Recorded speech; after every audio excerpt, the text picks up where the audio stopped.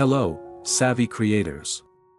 Today we're tackling the art of flow chart creation in Google Docs. Perfect for presentations, projects, or organizing your thoughts. Let's jump right into it. 1. Insert drawing. Go to the Insert menu, select Drawing and then New. 2.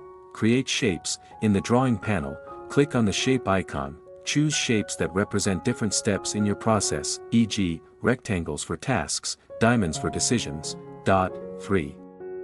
Add text to shapes. Double-click on a shape to add text. Describe the step or decision.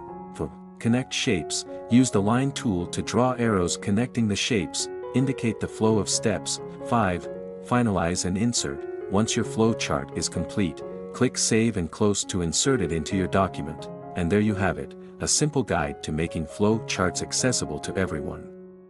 If you enjoyed this tutorial, give us a like and subscribe for more tips.